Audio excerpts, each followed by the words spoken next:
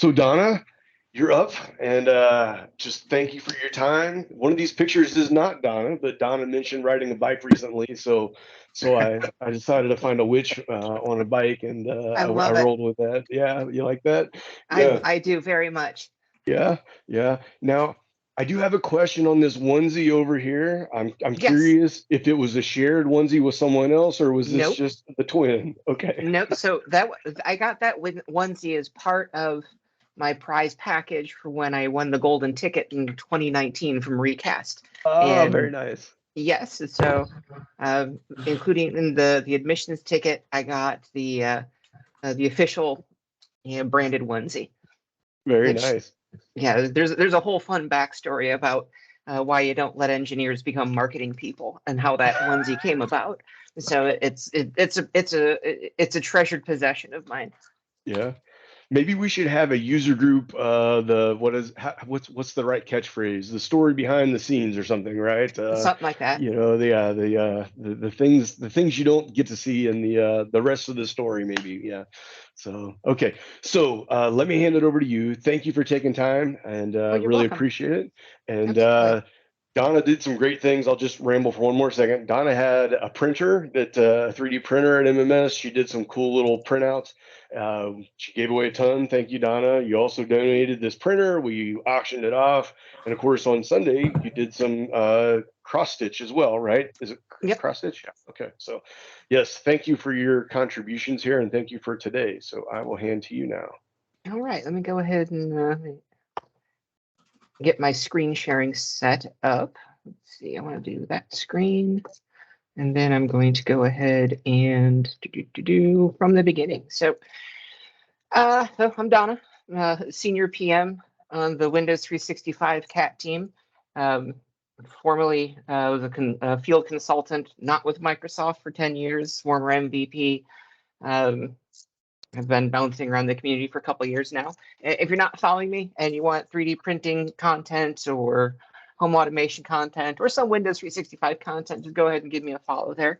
And go ahead and talk about just kind of quickly of all the sessions that I had. But I'm really going to focus on this session on Windows 365, but just kind of touch on the stuff that you might have missed out of, or if you didn't go to MMS, you absolutely missed out on.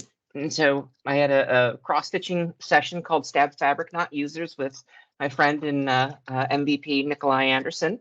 It was actually a fun hands-on session. Everybody got a complete cross-stitching kit. Did a session on Windows, 2 sessions on Windows 365. One with Jake Shackelford was on the basics, which that's about where I'm going to focus most of the session on. I did one with Dawn Wirtz, who's been in the community for years and is very, very good with Windows 365. I'm trying to encourage her to pick blogging back up. The more the merrier in the community.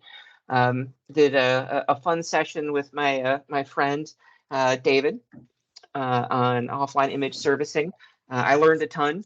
David is just a font of knowledge. And so it's always cool when you're as a speaker, you get to learn something from your own session. The Winwich session, that was just an absolute hoot.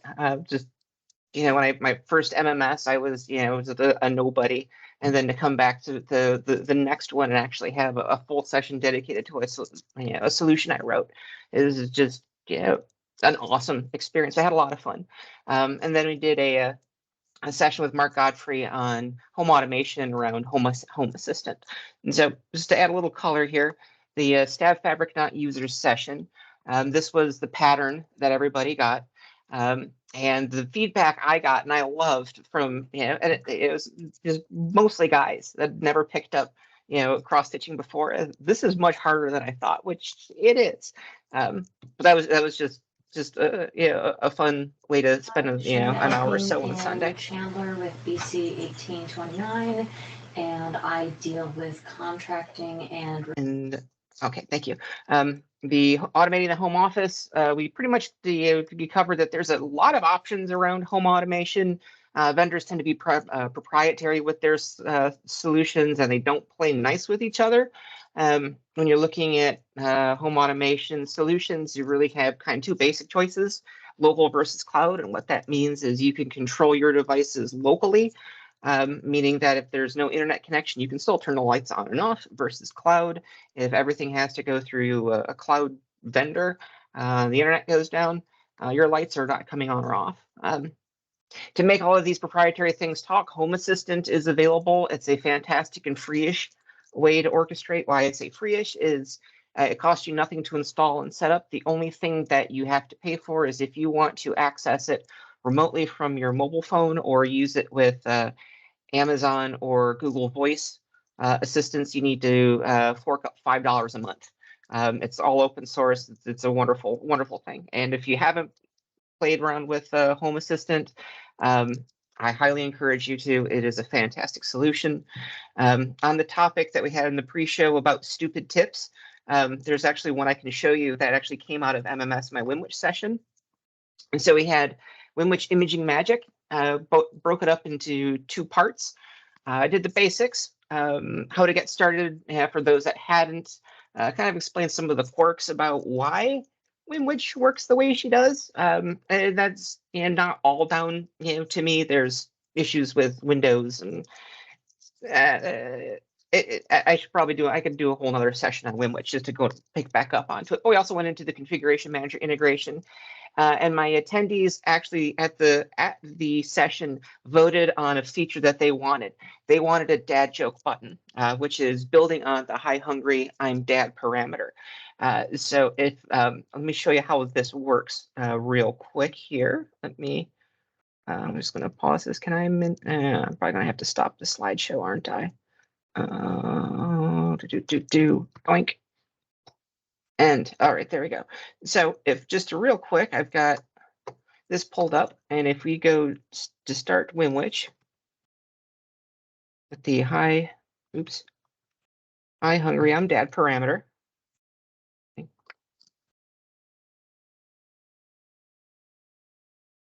What will now happen is there's a new button right down here. You can click on it.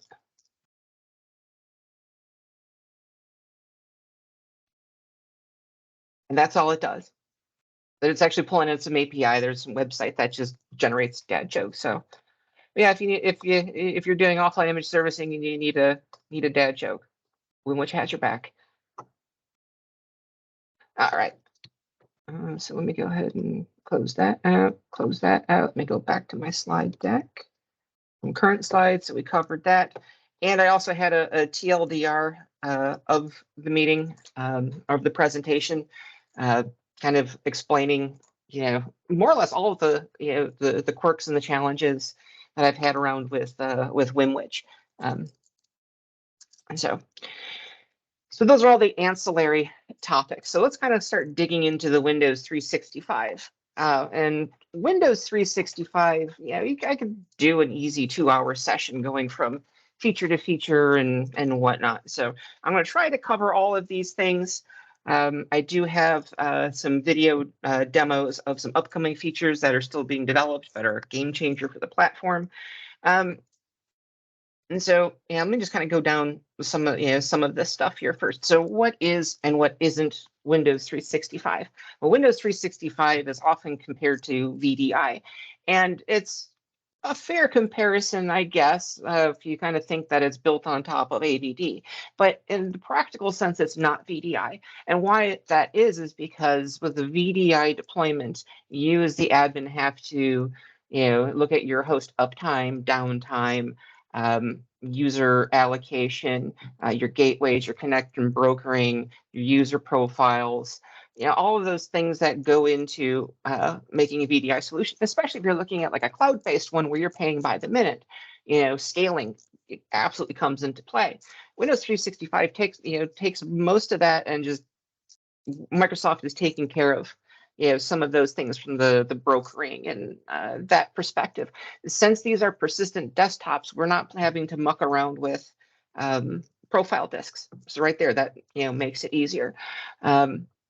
Really, what it is, it's a PC that is assigned to a user that lives in Azure that you can more or less just treat like a physical computer, which is nice. If you've already been, well into your Intune deployment, you have your ring set up, your compliance, set up, your app set up, you can go ahead and start adding Windows 365 into the mix and, have a lot of really good success. And so there are two flavors essentially of Windows 365. There's business and there's enterprise, and they have different targeted organizations. So business is intended for Windows 11. What's that? Windows 11? Okay. Anyway, so businesses, it's intended for small, smaller businesses or medium businesses. It's really, you're limited at 300 licenses. So if you're trying to skirt some of the licensing requirements on enterprise for your 1,000-seat deployment, it's not going to work. It's AADJ only, Microsoft hosted network only. It doesn't have a dependency on Intune. Yeah, you can enroll it into Intune, but you don't really get any of the Windows 365 management plane. You can still, patch it and deploy stuff to it, but you're not really able to control the cloud PC at a management plane level. Whereas Enterprise gives you the management plane. You can do Hedge. Don't do that. You can do AADJ, do your own VNets. There's a lot more that you can get away with doing Enterprise, and that's really where we're going to focus this on. From a licensing perspective, business, you need the Windows 10 license, which that's actually how Windows, all the SKUs of the machine, that's what I'm looking for, or the resources that you're buying on the machine. It's all allocated based off of a per user license. So, whether that license is like a 2x8, meaning there's 2 cores and 8 gigs, that's, I think, $41 a month, I think is what the public quote is. A 4x16 is going to cost you more. A 1x4, or a 2x4, is cheaper. And so you need to have that license applied to a user. That license then grants the user access to that machine. So you need to have that. On top of that, from an enterprise, you need to have an Intune management license applied. So if you're rolling out there today with an M365 E3, you're covered. All you need to do is slap on that Windows 365 license. We can do Azure AD and do hybrid Azure AD join. These little, snarky quotes, those are actually from our presentation. I copied the slide directly from Jake and my session. But you can do Hedge. That was actually the first networking, that was only the networking supported when this went GA. We've seen a lot of uptick on AADJ though, which is beautiful. It does simplify deployments greatly because you're not dependent on having a domain controller and then that type of line of sight. If you can get away with not having a domain controller, don't. It's where we're going. We all know that by now. I mean, that's not a secret. The biggest point of failure that you're going to have, or not necessarily failure, but the biggest complication that you have with Windows 365 is the networking. And so really you have two kind of basic network options. You've got the Microsoft hosted network, and then you've got, we call it a BYO network. And so the Microsoft hosted network, Microsoft controls that. It's tied to a region, and when you build it out, and I'll show you where that lives, the machine gets placed in that region. Microsoft handling the IP addresses, the DNS out to the cloud, all of that fun stuff. The cool thing too is if you're looking at this and you don't currently have a proper Azure subscription, you don't need one if you're doing the Microsoft hosted network. The reason being is because you don't have to build a VNet for this to live on, and VNets require a full subscription. So that's part of your consideration. But if you are going to do a full or bring your own virtual network, which is fine, that VNet needs to be placed in a supported Windows 365 region, or else it won't let you continue. But one of the things that we see a lot of when we start onboarding folks is security has some type of packet snooping or filtration platform in a data center somewhere out in Iowa, and that every packet needs to go through. Oh, Windows 365 is very latency sensitive. I think you can get decent. I think our decent performance threshold is about 300 milliseconds, but the less the better, and it's crucial. And so yeah, if you're routing all packets inside of you, might want to look at doing exceptions to that. The other way around that you can do with that, if you're not going to go with the network, but you still need to, so if you're going to the Microsoft hosted network, but you still need to have your end users access internal resources, you can deploy a VPN, and that's really cool. But if you got a full tunnel, when you go ahead and turn that on, it's going to break your connection, because now that the tunnel has now forcing everything to go through, so they need to reconnect, and oftentimes that experience is degraded because now you're going full tunnel, so you're going from the cloud to the data center back out to the cloud. So if you do the VPN route, you want to look at split tunneling or making exemptions. Split tunneling is really totally the way to go. But you got to work with your security teams, your networking teams. But really, it's that's where we run into the biggest challenges with doing larger deployments is the old school security mentality. Any questions on that so far, folks? Please, you can come off and mute and holler at me if you want to. I don't mind. I like having a heckler's row. Nope. Awesome. All right. So this term here, OPNC. That is now a deprecated term as of a couple of weeks ago. There's now called an ANC, an Azure Network Connection. That used to stand for on-premises network connection, and I'll show you what that does. That's really how you're going to build your virtual networks and then kind of plumb in all the networking set regions and that kind of fun stuff. Well, I'll show you. It'll make more sense. When it comes to images, a lot of our customers are coming in with the VDI mindset of, well, this is VDI. We need a golden image. That's how you do VDI. No, it's not VDI. Now, it's true that golden images are still very prevalent in the VDI space, but for folks that know me, I'm kind of a big proponent of not doing golden captures, because I kind of wrote a little tool to kind of help people stop doing that. And that's really the same kind of mentality we want to look at from this. It's not like a VDI perspective. This really is just a device management style thing. So this is where the value of using our gallery images come into play. And so those are already optimized for this virtualized environment. We can have it installed with Office, without Office, Windows 10, Windows 11. And the really cool thing is if you're going to do Teams, which most of us are, it also installs a dependency called the WebRTC service on there for you automatically. So when you build these machines with the gallery images, they're already optimized, they're ready to roll. You don't have to dork with them. The custom images, all of those customizations are up to you to do. Usually the use cases you talk to folks about using custom images usually boils down to application size. That's fair. There's is it advertised? I think it's advertised that you can't make a package larger than 8 gigs in Intune.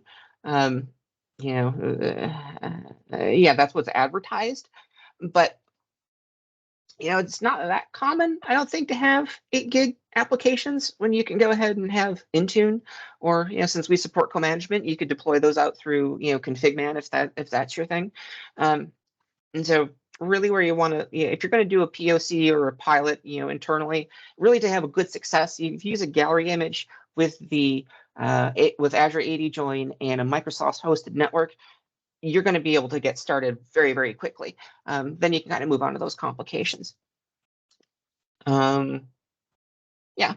So tell you what, I'm going to go ahead and I'm just going to go ahead and move. Is that a question, or is it? Yeah. Hey, Donna, I Yes. threw Image Builder. I threw the Azure Image Builder for customizing images link in chat. Just want to make sure everyone knows there is an official tool for doing that.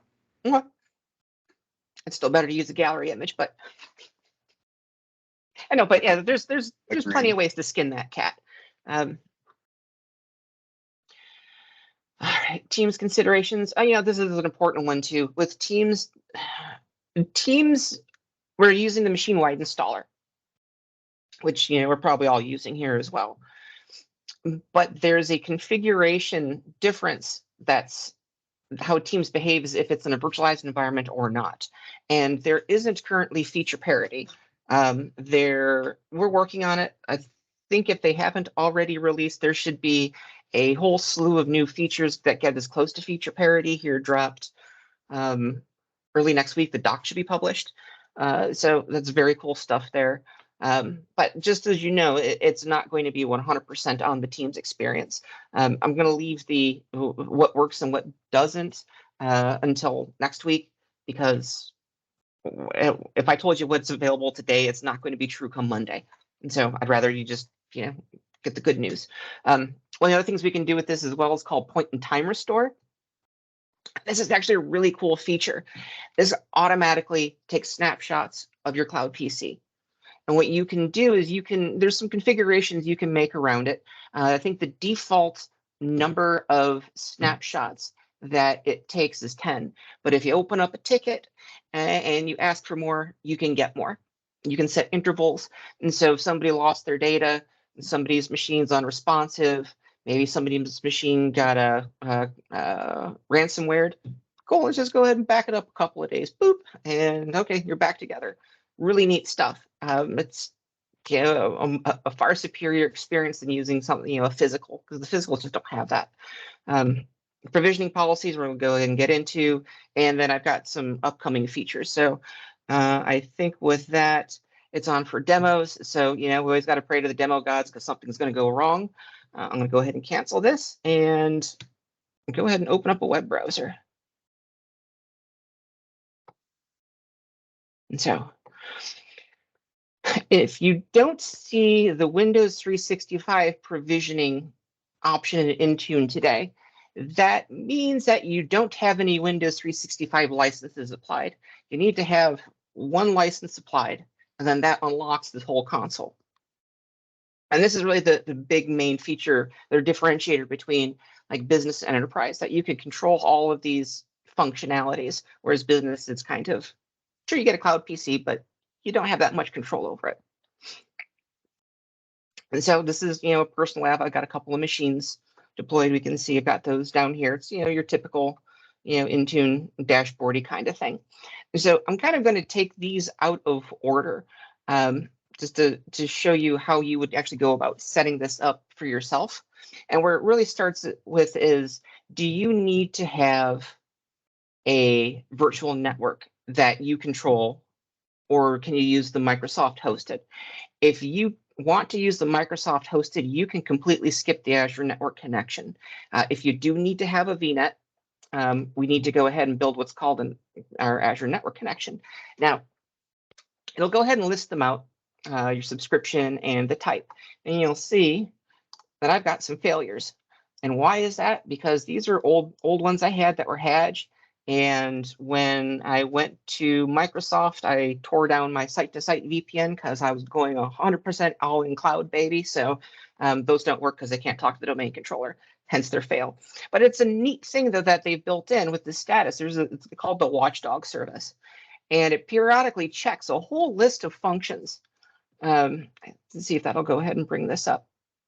Yep. So it'll go ahead and check, if permissions are there.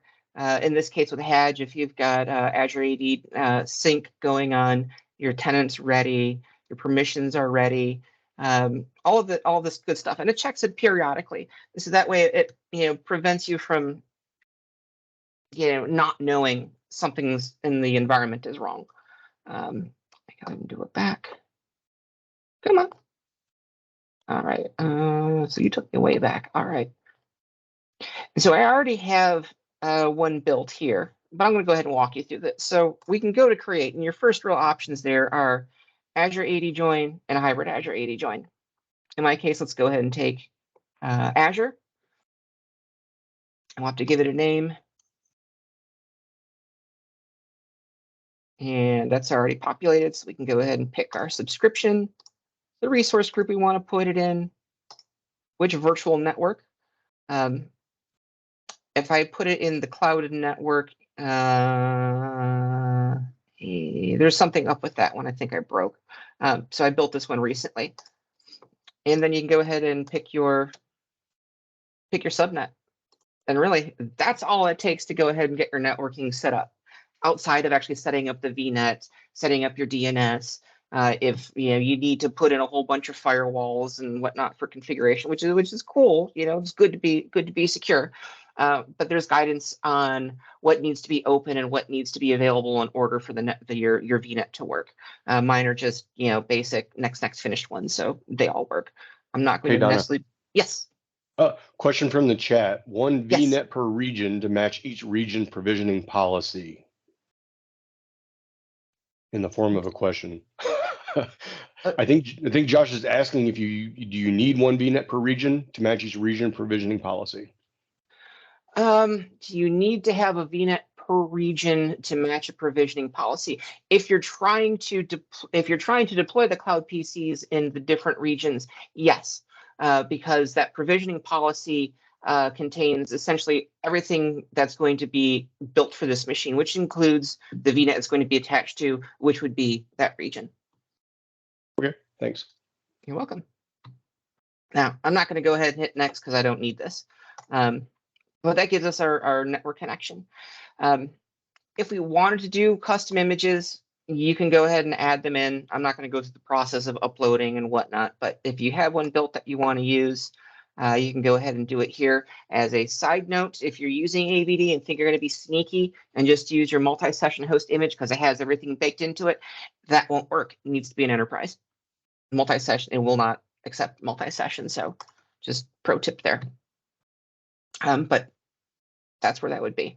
It's another provisioning policy, and this is really the core of how you build and how you deploy.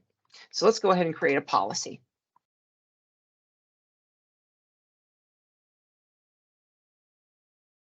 So we're going to go ahead and do. We'll do. How about that? So the first thing it wants to know is what type of join type are you doing? And so, like, if I go ahead and hit hybrid, you notice see how there's the Microsoft hosted network was an option with Azure AD, and if I go to hybrid, that goes away because there's no domain. Your domain controller doesn't live on the Microsoft hosted. If you go down the hybrid route, they're all broken anyway, so that's not going to work. If you do go down the hybrid route, it's going to ask you for a couple of different pieces of information. What it's really going to ask you about is the OU, the domain name, the domain join account, domain join password. Those common sense things that it's going to need to do in order to join the domain. By doing it with Azure AD, we don't have that, so it's not going to prompt us for it, but just as an FYI. So if we do Azure AD join, we can do that, or we can pick an Azure network connection. So if I go ahead and pick this one, because I've already built it, we'll go ahead and select that one for grins. But it's just as easy if you wanted to go to the Microsoft hosted network. All it's going to ask you for is the region. And that's how you can control, without building your network, where you want to put it. If you were to go ahead, and I actually tried doing this as a demo the other day for a customer. I built a VNet in an unsupported region and tried to attach it here, and it actually was listed, but it came back as not supported. So you do want to make sure that when you're deploying this, you can check the supported regions. East US, East US 2 supported, West 3, US Central. There's a bunch globally, and we're adding to them all the time. Really, what prevents us from making it available everywhere is that we have a very high bar of resources that we need to ensure that the end user experience and the admin experience is perfect. So we're kind of picky on which data centers we're getting to. Now, we're adding to those all the time, so that list that we see today is probably not going to be the same that's there next week, maybe next month. But realistically, as long as you get to a region that's close, the latency is really good, especially on the back end, because once you're on that Microsoft network, you're just talking on the Microsoft backbone. Anyway, let me go ahead and take East US 2. So now it's going to ask us is what kind of image do we want to take? So I could do gallery. Oh, that's not what I want to do. Like I say, I could do custom and select, and then it's going to go ahead and pull on the list of the custom images that I've uploaded earlier. I'm not going to deploy that because that's really old. I'm going to go ahead and do gallery. So I select. Now you've got here, some options. Now the recommended doesn't mean that you can't use it for anything else. It's just a rule of thumb. If you're just doing Windows 10 and the OS with the optimizations, yeah, you can run it on a slower SKU because you don't have Office and you don't have Teams being a pig and eating up all the resources. But you could absolutely use that on a 2 CPU, 8 gig, or whatever you want to. Again, it's just a rule of thumb. But you can see, you've got Windows 11, we've got Windows 10, we've got them with Office, we've got them. And if it comes with the Office, it does have the OS optimizations baked in because there's some of them that we set up specifically for Teams. And so all of those optimizations are in there regardless if it's listed or not. So I guess for grins, I'm going to go ahead and take, I'm going to do Windows 11 plus Enterprise plus Office. That's what I want to roll out. So next, this is really neat. We can go ahead and set the language and the localization for end users, just as just really as a click. I'm going to stick to English US because I barely read Spanish and everything else is Greek to me, so I'm going to keep it readable. But instead of having to deploy, package up and deploy language packs or baking them into images, we can go ahead and say, we'll just do Greek. And so what's neat about that is then you can have different provisioning policies to handle different locations and different languages. And it's just a matter of the user connecting into that machine. It's pretty slick. So the assignments, who's going to get this provisioning policy? And so if we were going to, we're going to add a group here. We could go ahead and do Windows 365 users. Yep. So I could go ahead and say that. And so what that means is anybody who's in this group is going to get a cloud PC with the language, with the pre-install of Office on that network segment that we've just built here in the previous 3 steps. And then next there's a review and a create. Again, I'm not going to keep this one, but that's really it.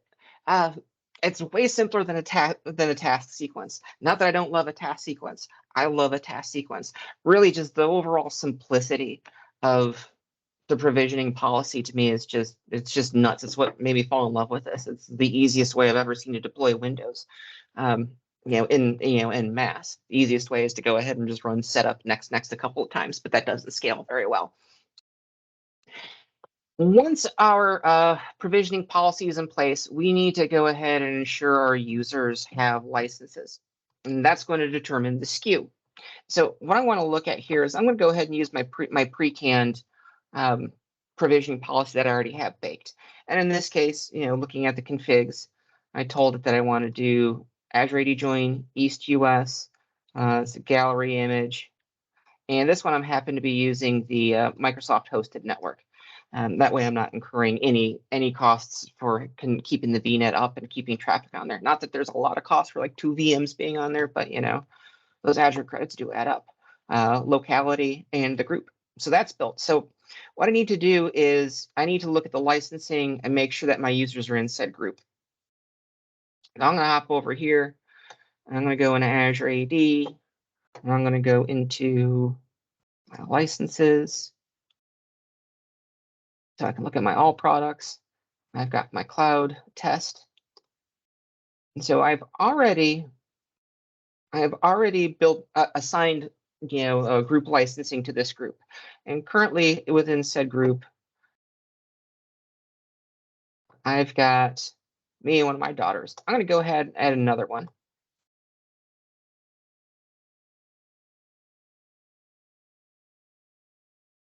All right, so Amelia is now a member of the group, which means once Intune catches up and she shows up in this group and the license actually registers on the back end, the cloud PC is going to start building. That's it. There's no F12, there's no USB keys, there's none of that stuff. Now I'm curious to see, because really we're just at the mercy of the back end. And right now it hasn't picked it up. Come on. Now here's a word of caution about using groups, because this is a very important thing to keep in mind. One of the big selling features of Windows 365 is that you can resize your machines, meaning that if you went ahead and bought everybody a 2x8, and then somebody really needs some more resources, and this actually happened to me in our self host where I had a 2x8, but I started doing script development, running GitHub Desktop, and running more and more applications, and it just couldn't keep up. You can resize higher, and you do that simply by applying a higher level SKU to that user. But as it stands today, and I want to emphasize today, if you do a license application via group membership, resize will not work. Resize functionality only works when the licenses are applied at the user level. So if you've already built this out and you built out the groups, you're not necessarily stuck. You just kind of need to do a user hokey pokey with the licenses, meaning what you would need to do is, in the case of, let's say, my account, I've got a 2x8. I would then need to go ahead and apply the 2x8 license to my user individually. And then I would need to remove that account from the group. So now my user has individually licensed. Then I would need to go ahead and apply the 4x16 license, which would then open up the ability to upgrade.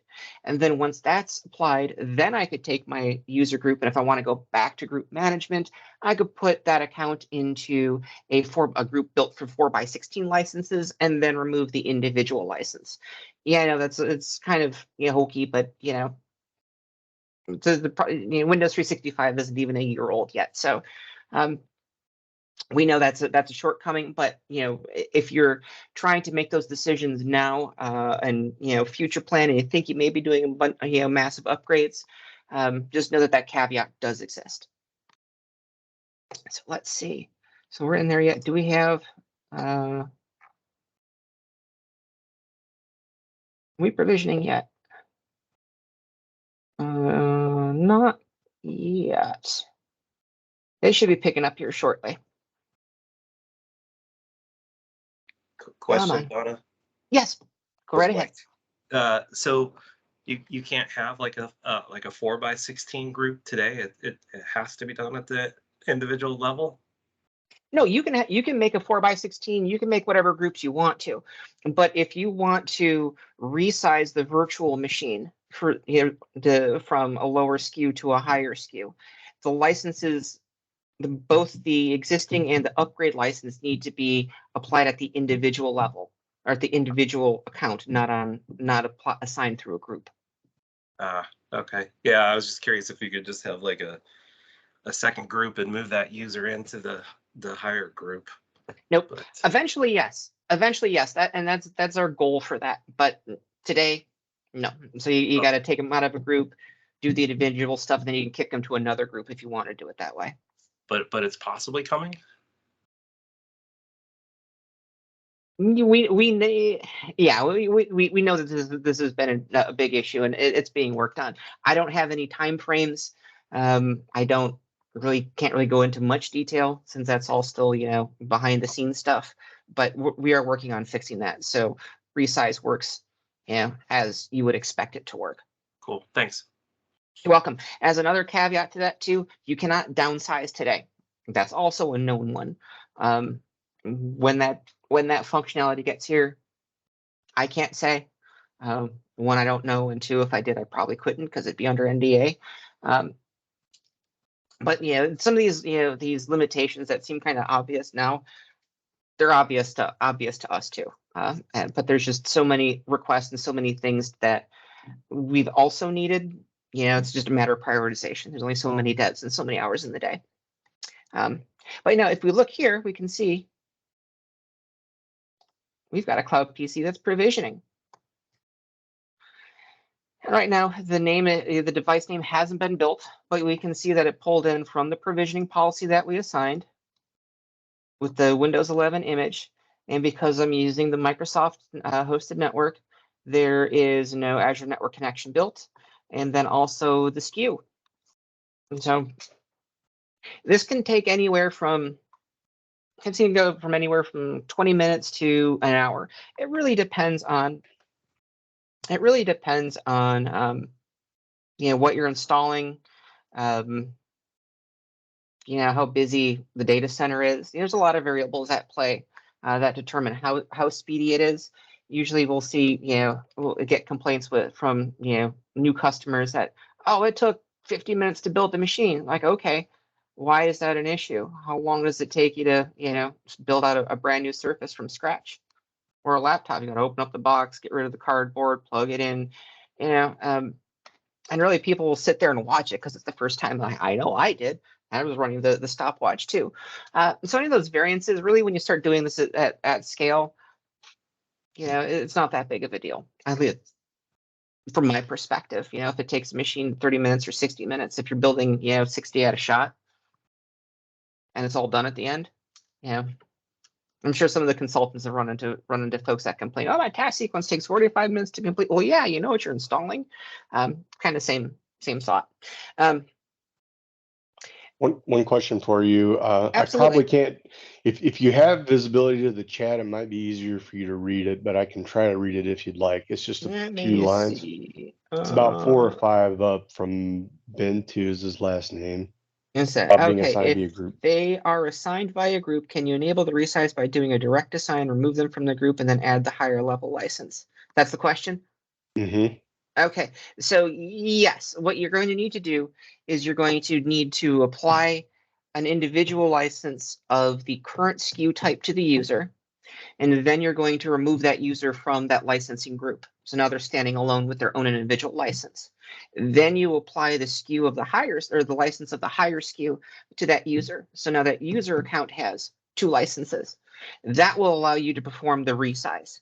And then once you're resized, you can remove the lower SKU. And if you want to put them into another group, you can. If you don't want to put them in another group, you don't have to. But yeah, it's a matter of getting that individual license. Now, it's actually a really interesting thing too, which is a good segue here. Gary, we all signed the NDA. Okay, I'll tell you afterwards. Any way to get access to trial testing licenses for Windows 365? Yes, I believe there is trial licensing now available. That's been historically kind of hit or miss, but for reasons. But there is now available, as far as I know. I think I saw a link came out for that, I think last week. I can dig it up. I don't have it handy. So I know that I am, you're welcome. I know that I'm coming up on time, and there's still lots of stuff I want to cover. So I want to show something called grace period, which this is when we're talking about pulling these licenses. What happens, let's say if I go ahead and I remove my user account. Right, so let me just validate that I didn't do something individually here. So yeah, and so those are all inherited. So those are all group based. So now that I've removed that user object, what'll end up happening here? And it's going to take a couple minutes for the back end to catch up. But now my cloud PC is going to go into grace mode. And what that means is there's no license. And by all rights, we're going to delete this machine, but we're going to be cool about it. And we're going to give it a week before we nuke it. So that way, if you do accidentally move the group around and you accidentally move the production group and nuke their licenses, you don't lose all your production, which is it's important. You can also end that. I think the option is in console. If it's not in console, you can do it through Graph and PowerShell on our official. I guess it is official. We do have a Windows 365 GitHub repo. There is a script we just published that will go through and deprovision any systems that are in grace period. Something else along those lines, which is a new feature. I don't think it's here yet, but it's coming soon, is e-discovery. And what that's going to allow you to do as administrators, if you have data retention policies on machines, somebody terminates, you need to pull their hard drive and put a freeze on it for, forensic analysis or whatever. That's coming in here as well. So if you do have a user with the cloud PC and you need to be able to, audit their hard drive upon their termination, we'll support it. And that's kind of based off of the point in time component. Come on. Let's see if I can get this to refresh. Cloud PCs. Under Standard Edition, there's a 1-month trial available. Thank you, Corey. And why this is being pokey, trying to refresh. So while we're waiting on that one, there's a couple of user settings as well. We'll go ahead and add those. User. I mean, technically, one of these really should be a machine setting, but that's going to require a whole other tab to be created.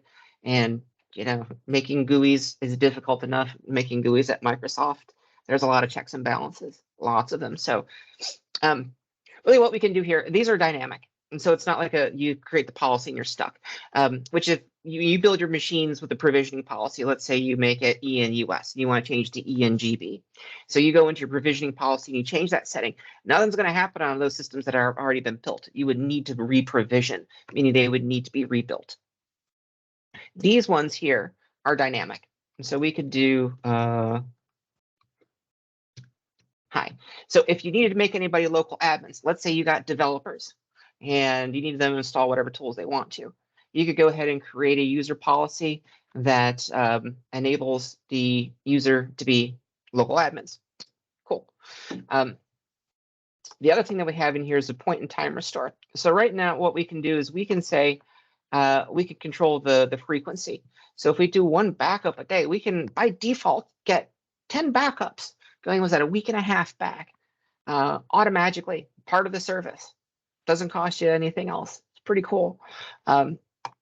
What you can also do, and you may or may not want to expose this to your users, depending on depending on how you feel about your users and their capabilities. But you can allow the user to initiate their own restore of a previous backup if you want to. Again, that's your choice to make. I don't know if I'd necessarily give everybody that personally if I was an admin, but maybe you do that to your devs. Speaking of devs, I think within the last month, we released a new feature, and it's not really seen on here. It's not a checkboxy feature. It's called nested virtualization, meaning that you can run a Hyper-V within a cloud PC. You can run Windows subsystem for Linux. You can run Docker. You can do all of those really cool things that developers use to develop. The caveats to that is it's currently kind of new, and so it's only supported in a handful of regions. It also requires a 4x16, 8x32 license. That's what it is. So an 8-core, 32 gig machine. But if you have that machine and you're in a supported region with said machine, your developers can then enable Hyper-V, Sandbox, whatever they need to go ahead and do their thing. So just keep that one in mind. Developers tends to be a pretty good use case for us, as we're finding. If folks have developers in India or wherever, instead of sending them a beefy machine, halfway around the world and hoping they get it back when the contract ends, you just go ahead and give them a cloud PC. And if they disappear, cool, yank the license. It's pretty neat. So let's see. Do I have somebody in grace mode? I do now. So let's go ahead and look at that. So we can see, and when I yanked my license, my machine is now listed in grace mode. And yep, users can access for up to 7 days. So that's a really good saving grace. Yeah, because I'd hate to be the person that pulls out of production and then kills everyone's machines. You can, like I said, if you can there's the button. So if you wanted to edit it now, you absolutely could. I'm just going to go ahead and yep. Cool. So that machine's now gone, or will be gone. So who did that leave me? So real quick, because I know I've got, I think, 6 minutes left here. Keep me honest here if I go over it. I really try not to. Let's look at the end user experience. Actually, no, I want to look at this real quick. What else can we do? Because we went through all the tabs here. That's really all it is. That's really what you get from the management perspective. So if we go into the machine side and go look at actually the machine object within Intune, there's a couple of other options that we have that you don't have with the physical. You got these three. So this one will allow you to do the point in time restore to choose which backup that you want to go ahead and apply. The reprovision, that really just does a rebuild. And so if somebody's complaining their machine, is running horribly or something's broken, you spend 10 minutes looking at it. Well, we're just going to we'll just rebuild the machine for you. Boop. That's your nuke it from orbit button. And then we got the resize. And again, resize is dependent on all the licensing shenanigans that we talked about earlier. But otherwise, yeah, you treat it like a normal machine. You got your discovered apps, you can throw it in rings. You can do, all the usual stuff you do to physical machines. It's pretty awesome. You got your device model down here as well. Cloud PC. You can sort, make collections based, not collections, groups. That's what they call it in Intune off of CPC dash. As of today, every cloud PC that's born does have a CPC dash name. So you can filter off of that if you want to, or you can do it off a device model. So what does the end user experience look like? Let me go ahead and do a new in private. So if we go to Windows 365.microsoft.com and do boink there. All right, so I'm going to use another one.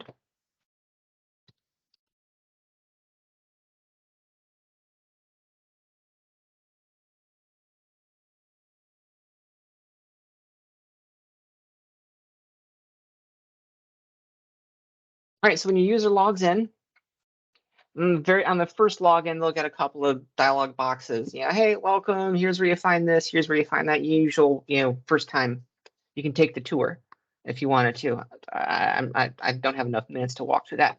But the user can see that they've got their machine provisioned, their SKU. They've got some settings. They can run a troubleshooter, which is kind of cool.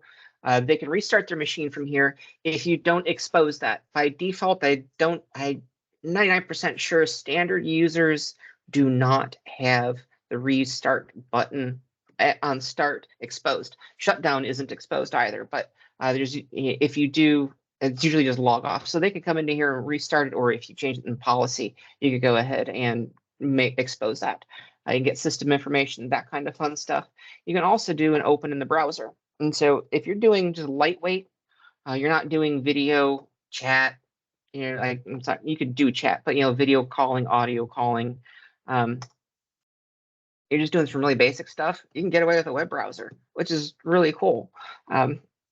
Full disclosure, you get the most functionality out of the Windows one.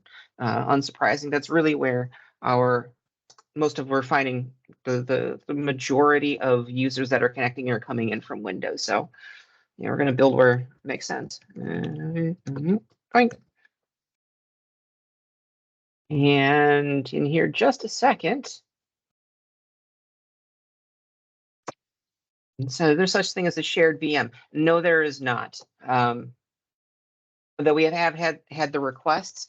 If you have a scenario for a reason why you'd want to have multiple users share a cloud PC, go ahead and shoot me them.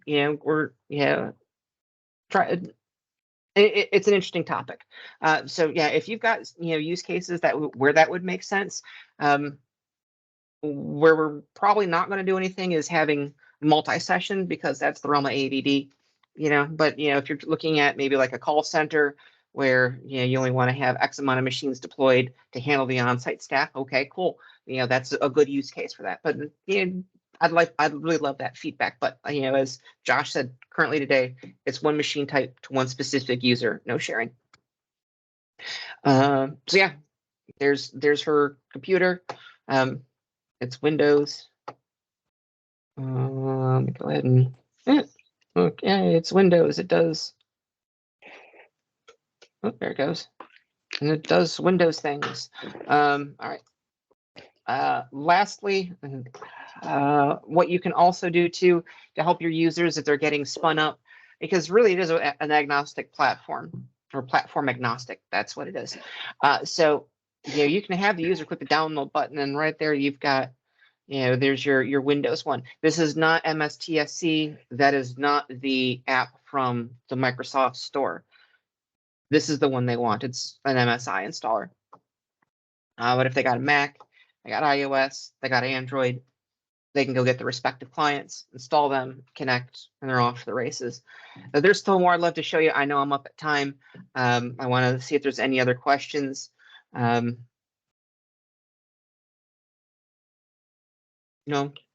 That was wonderful, Donna. Really appreciate it. Let's linger here for a second, just see if anybody pops any questions in. Got a little applause there I saw float up from the bottom. So very good. While I'm here, I'm just going to go ahead and shill myself. This is one of the things that I've been working on, at Microsoft, is our repo.